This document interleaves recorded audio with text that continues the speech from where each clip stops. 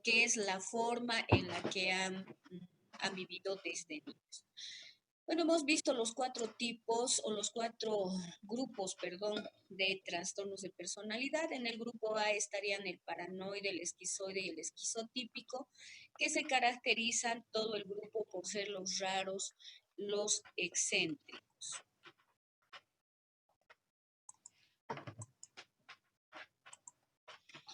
Entonces, estas personas se las ve, se las considera así, tienen este patrón rígido de conducta. Y el primer trastorno en este grupo está el trastorno de personalidad paranoica, ¿no es cierto? ¿Cómo son estas personas? Estas personas suelen ser frías, distantes, les cuesta generar vínculos interpersonales, sobre todo que sean duraderos. Ya el nombre está indicando, son personas demasiado desconfiadas de todo lo que sucede a su entorno, ¿no es cierto? Entonces ven situaciones malas en situaciones que nada tienen que ver en relación a ellos. A veces ni siquiera las personas se están fijando en ellos, están hablando de otra situación, pero esa es la característica de estas personas que creen y asimilan que todo lo que están haciendo los demás, ya sean gestos, palabras, conductas, etcétera, están dirigidas a ellos y generalmente a hacerles daño, ¿no es cierto? Por eso aquí o estas personas se caracterizan por tener un delirio o trastornos del pensamiento de daño y perjuicio. Entonces, ¿cuáles son las causas? Como prácticamente para todos los trastornos, ¿no es cierto?, mentales sobre todo, sabemos que las causas no se conocen a ciencia cierta. Hay muchos estudios en lo que respecta a todas las causas que pueden generar estos trastornos o estas alteraciones en las personas, pero parece ser más común que se presenta en familias que tienen esquizofrenia, trastornos psicóticos o trastornos delirantes, y que si se dan cuenta está en relación con la sintomatología que presentan, ¿no es cierto? Entonces se sugiere que los genes pueden estar involucrados.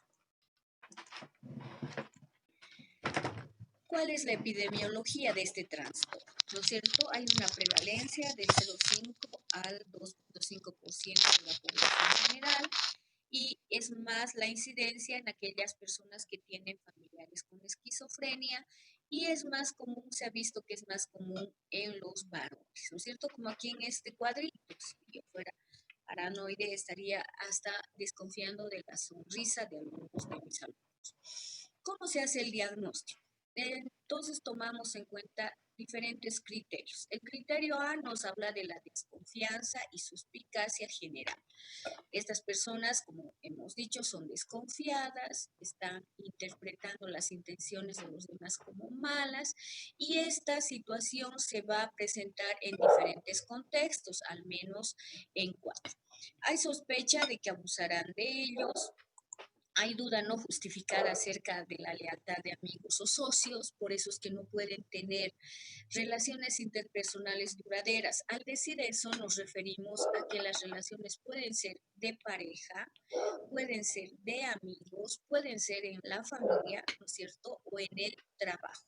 Entonces, por eso es que no pueden tener este tipo de relaciones, porque siempre están dudando de la lealtad de sus amigos, de sus socios, y tienen esa resistencia a confiar en los demás, vislumbran significados ocultos amenazadores, piensan que están pensando o tramando algo para hacerles daño, y por lo tanto pues albergan rencores, ¿no es cierto? Son rencorosos con las personas que creen que les van a hacer daño, perciben ataques a su persona y se disponen a reaccionar. Entonces, y además, si hay una relación de pareja, sospechan de infidelidad por parte de su cónyuge, ¿no? Entonces, el criterio A.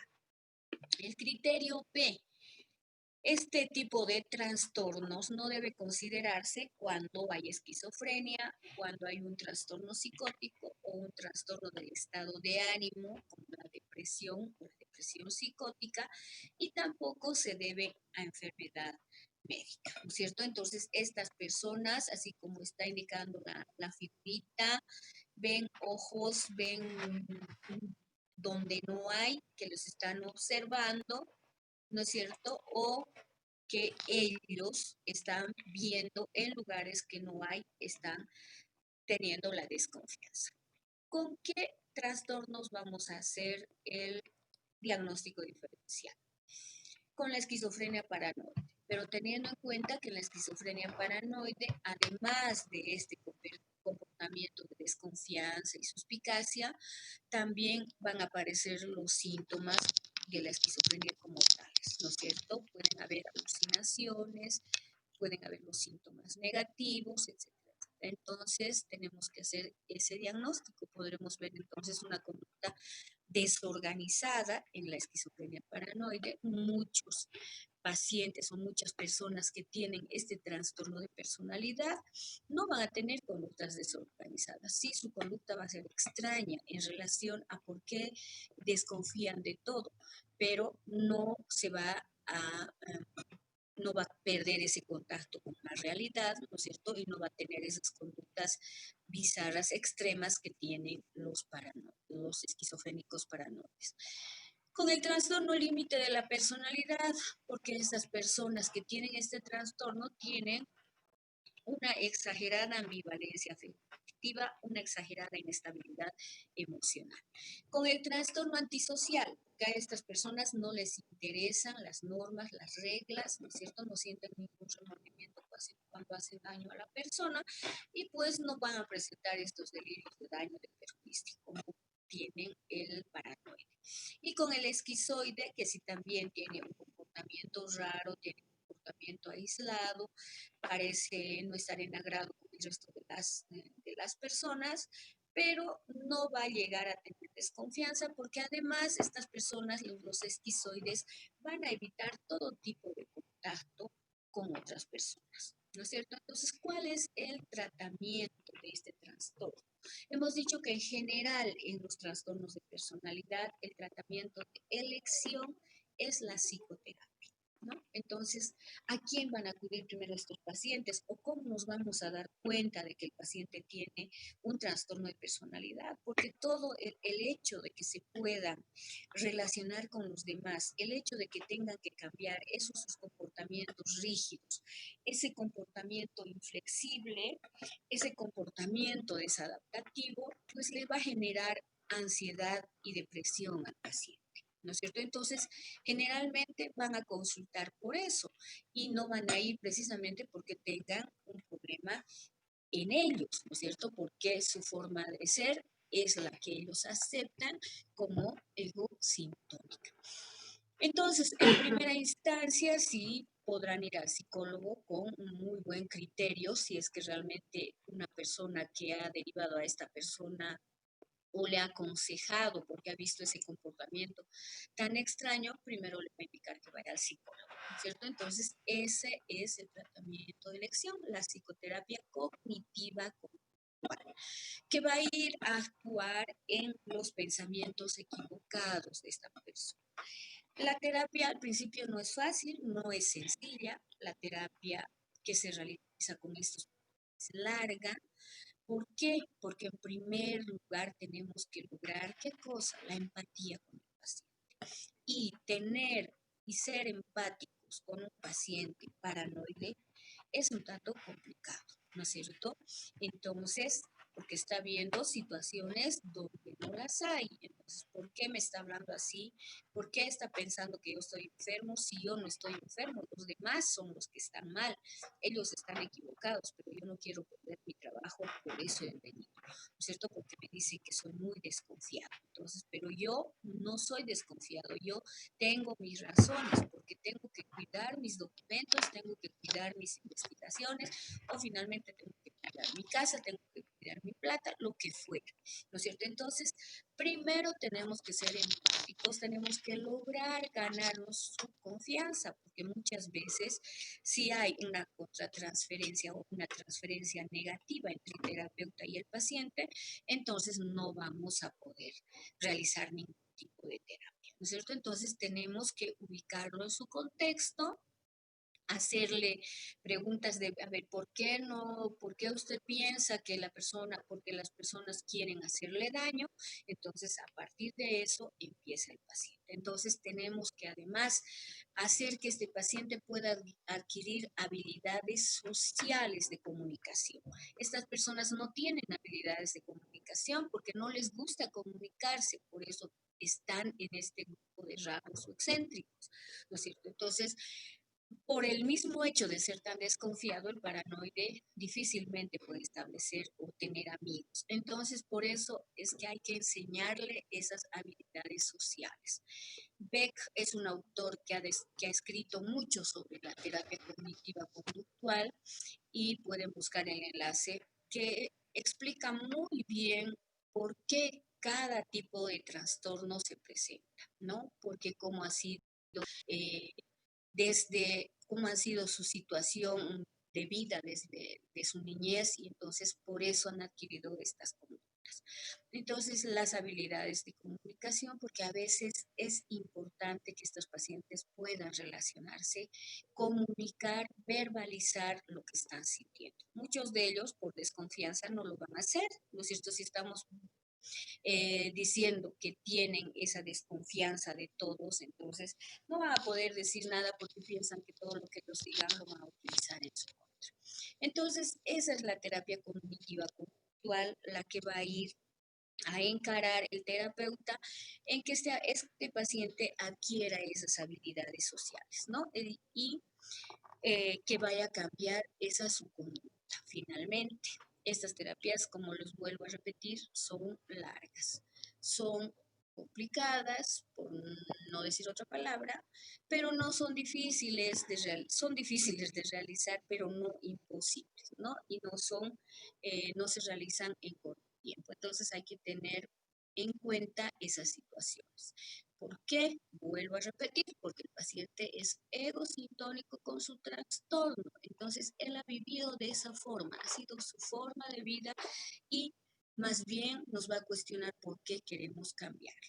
Entonces, después de haber realizado la psicoterapia cognitiva conductual, realizar en forma paralela, porque muchas veces a nuestro consultorio van a llegar porque han sido derivados por un psicólogo, ¿cierto? Y están con mucha ansiedad y esa ansiedad incrementa esa su forma negativa de pensar y o depresión que no les permiten actuar o finalmente agitación. Entonces para eso tenemos que utilizar ansiolíticos para calmar sobre todo la ansiedad, porque ya su nombre está diciendo.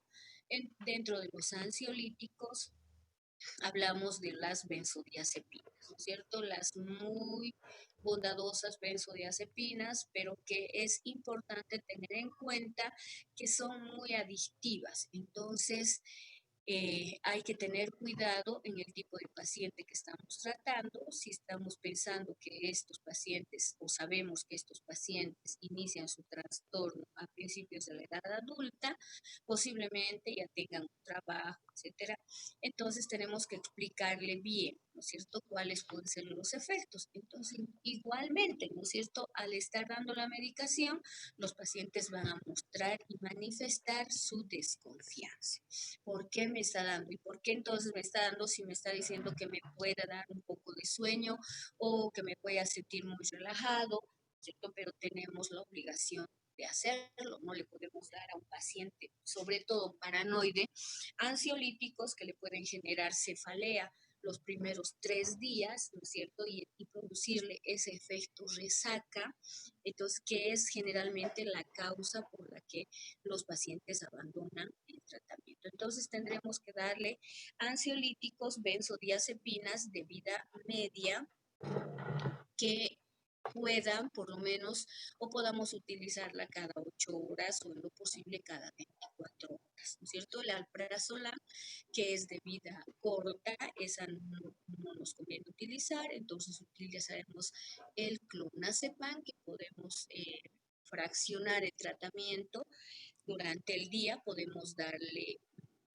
en la mañana y en la noche, y en muchos casos, en los casos en los que el paciente trabaja, sobre todo darles en las noches. Hay que tener mucho cuidado al administrar las benzodiazepinas, sobre todo si el paciente ha sido o es virgen de tratamiento, que seguro que sí, ¿cierto? Entonces, los efectos colaterales se van a presentar en ellos y eso va a hacer que el paciente muchas veces abandone el mismo. Entonces hay que explicarle muy bien que estas benzodiazepinas tienen diferentes funciones, me permite el término, y que finalmente nosotros vamos a utilizar primero a dosis relajante y después a dosis ansiolítica para que pueda hacer efecto como tal.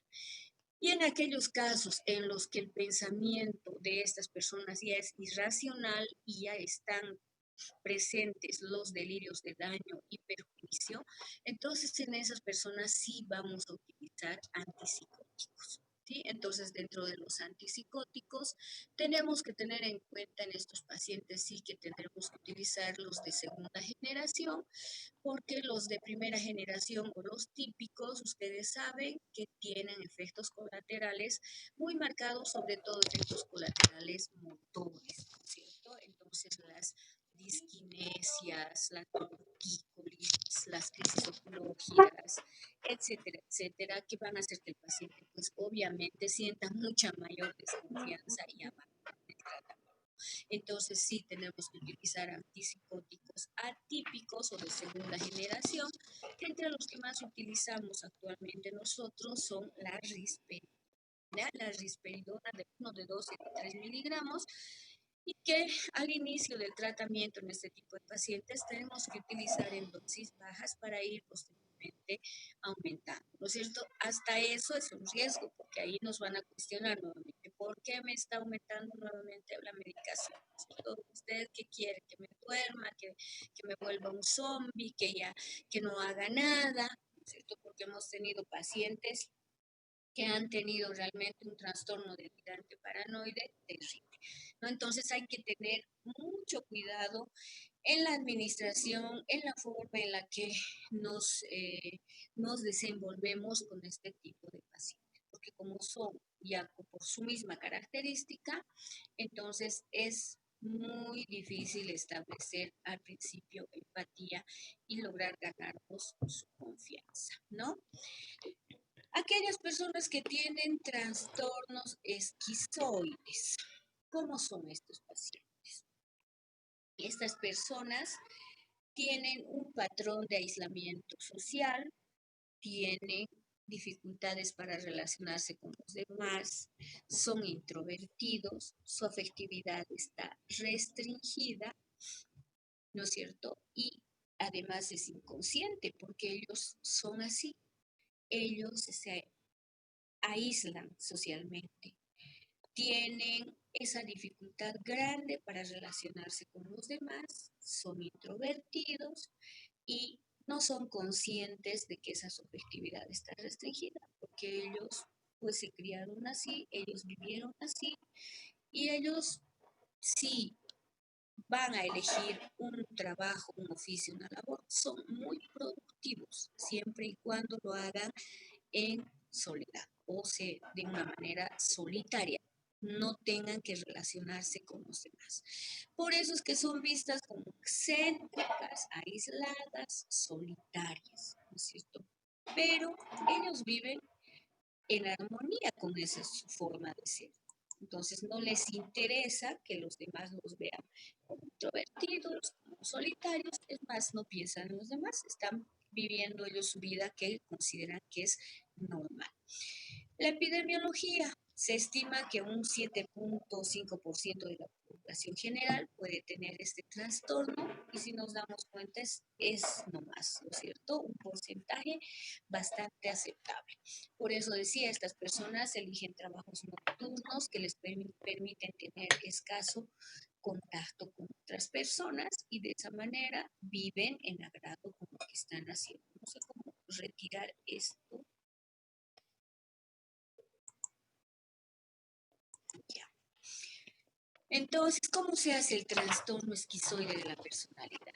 Tenemos que tener en cuenta igual los dos criterios. El criterio A, que nos muestra un patrón de distanciamiento social y esa restricción de la afectividad que comienza en la edad adulta, ¿no es cierto? Y que este patrón de conducta de estas personas aparece en diversos contextos. Ya hemos hablado de ello también, de que estas personas no cambian su forma de ser en otro lugar, ¿no es cierto? Entonces, se mantiene igual que la esquizofrenia en estas personas también. Además, si consideramos que son sintónicas con su forma de actuar, entonces, ¿por qué tendrían que cambiar? ¿No es cierto? Solo en aquellos lugares donde necesariamente tiene que relacionarse con alguien, entonces van a sentir ansiedad. Por eso no desea ni disfruta las relaciones personales, escoge actividades solitarias, tiene poco interés en tener relaciones sexuales, disfruta con pocas o ninguna actividad, ¿no es cierto? Él hace lo que tiene que hacer y ya no tienen amigos, son indiferentes a los halagos o a las críticas, por eso que ellos viven de esa forma y tienen y manifiestan o parecerían presentar un aplanamiento de la afectividad, ¿no es cierto? De ahí se los puede ver como personas frías, inexpresivas, indolentes, antipáticas incluso, ¿no es cierto? Porque no manifiestan ningún afecto, ni bueno ni malo. El criterio B, algunos autores dicen que son los patitos feos, ¿no es cierto? Los patitos feos de, de los cuentos de hadas, del cuento de hadas ustedes han visto, por eso son los solitarios, los raros, los aislados. Y el criterio B que dice que no debe considerarse cuando aparecen en presencia de esquizofrenia, otro trastorno psicótico del trastorno del ánimo y no son debidas a enfermedad médica. Entonces, toda esa su forma de actuar de estos pacientes que se refiere a todo esto de no desear ni disfrutar de emociones, etcétera, se presenta se presenta sin que haya ninguno de estos factores. ¿Con qué hacemos el diagnóstico diferencial? Hacemos con la esquizofrenia, ¿cierto? Teniendo en cuenta que los esquizofrénicos presentan síntomas negativos. La apatía, la bulia, el aplanamiento afectivo, pero también pueden tener sus síntomas positivos, ¿no es cierto? Alucinaciones y delirios y conducta desorganizada. Estas personas, si nadie las molesta, hacen y realizan sus actividades en soledad, entonces no tienen por qué presentar una conducta o un comportamiento desorganizado, ¿no es cierto? Entonces, con otra patología que tenemos que hacer el diagnóstico con el trastorno paranoide de la personalidad. Si bien ambos son raros y excéntricos, solitarios, aislados, etcétera, el esquizoide no es desconfiado al extremo, ¿no es cierto? Y no puede llegar a tener en algún momento esas conductas irracionales que le van a llevar a utilizar antipsicóticos. ¿Qué es lo que al esquizoide le va a generar la ansiedad? Ya les decía, el hecho de que tenga que relacionarse con otras personas y solo por eso, pues es necesario, si es irremediablemente tiene que relacionarse con alguien, entonces va a generarle ansiedad y eso va a hacer que pueda buscar ayuda, ¿no? Entonces, estos pacientes o estas personas que tienen este tipo de personalidad, generalmente a veces no se los diagnostica 7%, ¿no es cierto? Entonces, de la población en general. ¿Por qué? Porque viven con su trastorno, realizan actividades en solitario y nadie los molesta y ellos no molestan. Con el trastorno obsesivo compulsivo, porque igual que el obsesivo, el esquizoide es solitario, es aislado, ¿no es cierto? Pero el obsesivo compulsivo, a diferencia del esquizoide, es perfeccionista. Los esquizoides sí, son muy productivos, realizan sus actividades de una manera adecuada en soledad.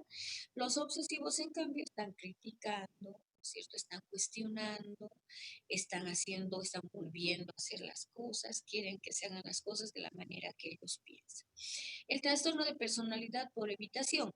Esto sí es una pregunta de examen, porque el evitativo sufre con las críticas, sufre porque lo van a criticar, lo van a señalar, le van a hacer críticas destructivas, entonces eso no le gusta y por eso evita las situaciones.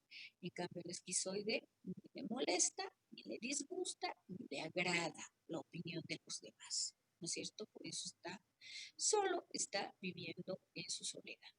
Y con el esquizotípico, porque no nos olvidemos que también es del mismo grupo de este trastorno, ¿no es cierto?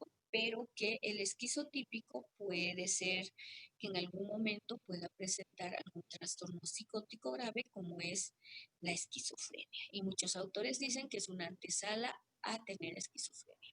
Con el trastorno esquizoide de personalidad, perdón, el trastorno de esquizoide de la personalidad, el tratamiento que se va a realizar, igual que en el paranoide, el tratamiento de elección es la psicoterapia. Miren cómo todos los autores tratan, ¿no es cierto?, de graficar o de ilustrar cómo están estos pacientes.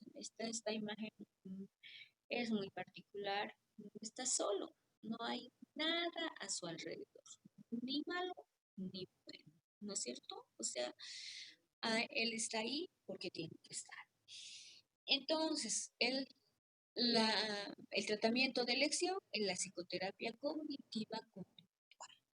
Y también a esta persona tenemos que enseñarle habilidades de comunicación, habilidades sociales, ¿no es cierto? Para que pueda verbalizar, pueda decir todo lo que siente y finalmente muchos autores indican que se tendría que hacer una terapia grupal. Si le da al Si hacemos la terapia grupal, tendrá que ser ya una vez que esté bien instaurada la psicoterapia y esté bien instaurada la terapia que hemos iniciado con él, porque de entrada someterlo a que pueda estar en grupo a este paciente, pues seguramente ya no va a volver al consultorio, ¿no es cierto? Entonces la terapia cognitiva de Beck se llama así, que está basada en eso, en el entrenamiento y adquisición de habilidades sociales y habilidades de comunicación, que es lo que más necesita este paciente. Por eso no se olviden que elige situaciones donde va a hacer las cosas en soledad. La farmacoterapia que también se utilizan los antipsicóticos, ansiolíticos también, porque estas personas consultan muchas veces, o las más de las veces, por la ansiedad que les genera el hecho de tener que eh, estar con las personas, ¿no es cierto? Entonces tenemos que utilizar ansiolíticos, con ellos tal vez es más fácil el abordaje terapéutico farmacológico, porque no son desconfiados, ¿no es cierto? No son tan desconfiados como los paranoides. Entonces, es posible que además, por no estar tanto tiempo en el consultorio, puedan salir rápido y aceptar todo lo que les decimos, ¿no es cierto? Entonces, también en estas personas se ha visto una alta incidencia de depresión, por eso también se utilizan antidepresivos, ¿no? Antidepresivos generalmente se utilizan personas que van a ir a la consulta. Personas mayores ya no van a ir a la consulta por cambiar su forma de actuar, ¿no? Entonces van a ir esas personas que están teniendo problemas en su trabajo, en su relación de pareja, etcétera, etcétera. Entonces podemos utilizar los inhibidores selectivos de la recaptación de serotonina, ¿no es cierto? Los antidepresivos de primera generación que dan buen resultado y ayudan a la resocialización. Entonces, en estos pacientes podremos utilizar la fluoxetina, que es de 20 miligramos día y una de sus características es que se puede utilizar eh, una sola vez y en la mañana, ¿no es cierto? Entonces le damos en la mañana, así su efecto dura las 24 horas, o podemos utilizar el citalopram si nuestro paciente tiene algún problema cardiovascular, que también el citalopram es un inhibidor selectivo de la recaptación de la serotonina y que es inocuo cuando el paciente tiene una patología agregada. El escitalopram, que es una molécula mejorada del citalopram, que es de 10 miligramos y que también se puede administrar en una sola dosis, ¿no? En estos pacientes no tenemos que utilizar antidepresivos que vayan a esa fobia social, porque él no tiene fobia social. Él lo que tiene es un trastorno esquizoide, ¿no es cierto? No tiene, y ansiedad.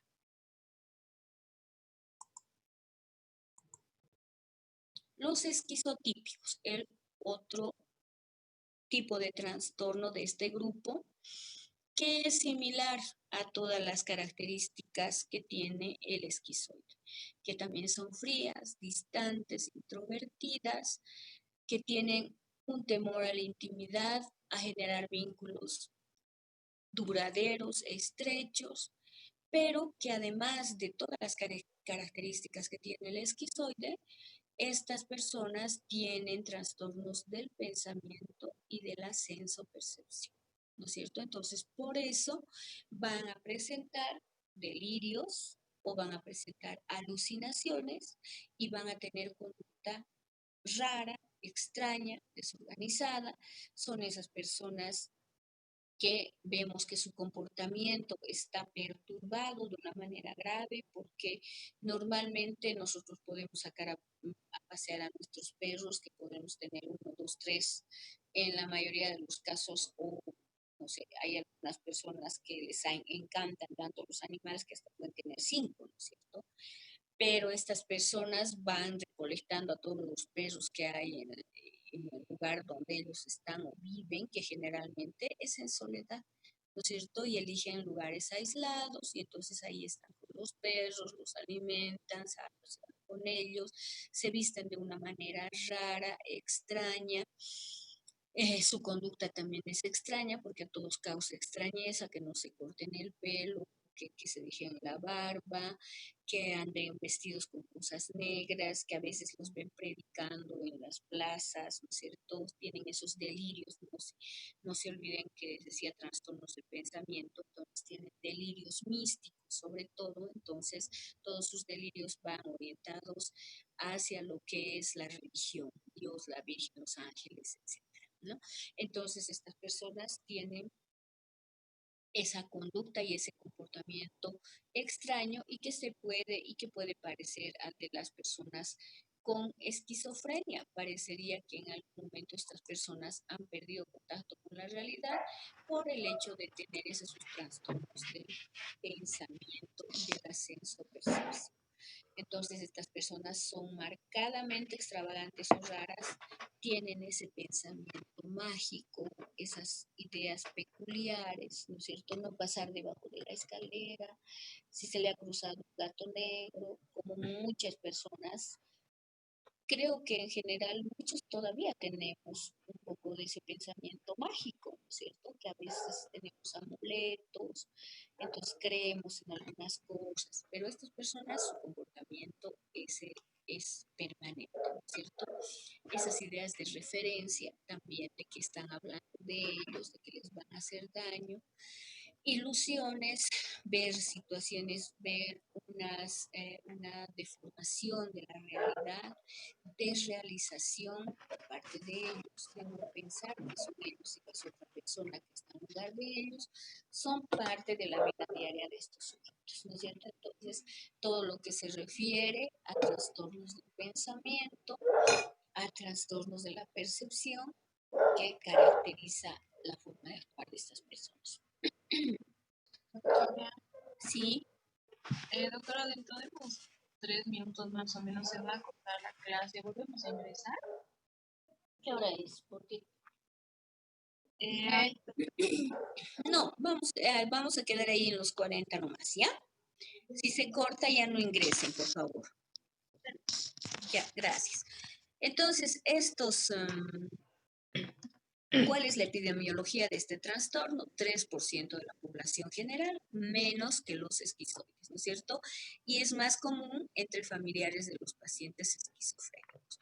Entonces, ¿cómo hacemos el diagnóstico? Tenemos que tomar en cuenta esos dos criterios, el A y el B, y en el criterio A hay un patrón de déficit social, interpersonal, que está asociado a malestar agudo y esa capacidad que está disminuida para tener relaciones interpersonales. distorsiones cognitivas del pensamiento, del ascenso-percepción y excentricidades que comienzan en la edad adulta.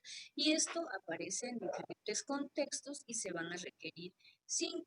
Por ejemplo, las ideas de referencia, ¿no es cierto?, que ya son los trastornos del pensamiento, que estas personas piensan que están hablando de ellas, las creencias raras o el pensamiento mágico, las experiencias perceptivas inhabituales, esas ilusiones, esas delusiones, el pensamiento y el lenguaje raro, la suspicacia o ideación paranoide, por eso el pensamiento está afectado, esa afectividad inapropiada, restringida, ese comportamiento y apariencia rara, esa falta de amigos, porque obviamente con esa forma de comportarse, de actuar, de vestirse, entonces nadie se quiere acercar, ¿no es cierto? Y esa ansiedad social que no disminuye con la familiarización y que se asocia a temores paranoides. Entonces, al igual que los paranoides, estas personas también van a tener esa falta de relaciones interpersonales por esa desconfianza. Y el criterio B, que no debe considerarse este trastorno cuando aparece en presencia de esquizofrenia, otro trastorno psicótico o un trastorno del desarrollo o del estado de ánimo, porque también tenemos que hacer la diferenciación con el autismo, ¿sí? Entonces, el diagnóstico diferencial con el trastorno de la personalidad por evitación, también con el trastorno esquizoide, hemos visto, pero ¿por qué se caracteriza ese? Porque por las características de alteraciones en la sensopercepción y pues con la esquizofrenia, que está a un paso de tenerla. Lo llamativo de este trastorno es que el 10% de estos termina en el suicidio, ¿no? Por esas conductas raras, inapropiadas y ese comportamiento desorganizado. Entonces, creo que ahí vamos a quedar porque ya no nos va a dar tiempo a hacer más el tratamiento. ¿Sí? ¿Todavía me escuchan? Sí, doctora. Entonces, Sí, doctora. nos vemos mañana. ¿Ya? Muchas gracias y nos vemos mañana. Chao. Hasta mañana. Chao.